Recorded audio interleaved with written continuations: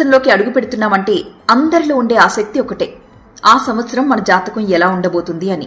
ఆదాయ వ్యయాలు ఎలా ఉంటాయి, రాజ్యపూజ్యం ఎంత, అవమానం ఎంత, ఇలాంటివన్నీ కూడా ప్రతి ఒక్కరు చూసుకుంటారు కదా.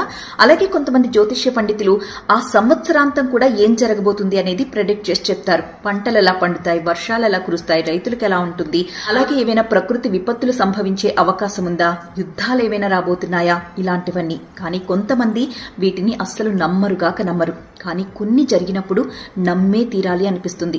ఎందుకంటే ఈ రోజు జరిగిన ఘోర విమాన ప్రమాదాన్ని ఎవరైనా ముందు ఊహించగలరా?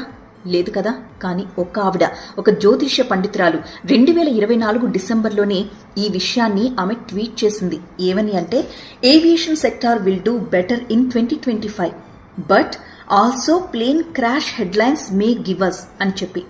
అంటే 2025లో ఏవియేషన్ వ్యవస్థ చాలా వృద్ధి చెందుతుంది. కానీ అదే సమయంలో సేఫ్టీ, సెక్యూరిటీ విషయంలో తలెత్తే లోపాల వల్ల కొన్ని బ్యాడ్ న్యూస్లు మనం వినాల్సి వస్తుంది అని. అలాగే విమానం కూలింది అన్న వార్తలు ప్రతి ఒక్కరిని కలిచివేస్తాయి అని ఆ రోజే చెప్పింది. మరి ఈ రోజు అదే కదా జరిగింది.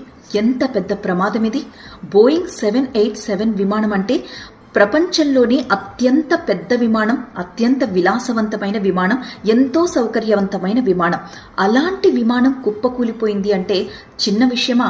ఈ విషయాన్ని ఆమె ఆనాడే ప్రెడిక్ట్ చేసింది. ఈమె చదివింది ఏరోనాటికల్ ఇంజనీరింగ్. కానీ జ్యోతిష్యం మీద ఉన్న ఇంట్రెస్ట్ తో భారతీయ విద్యాభవన్లో వేదిక్ శాస్త్రం చదువుకుని జ్యోతిష్య పండితురాలుగా రాణిస్తోంది. ఇలాంటి విషయాల్ని ప్రెడిక్ట్ చేయగలుగుతోంది.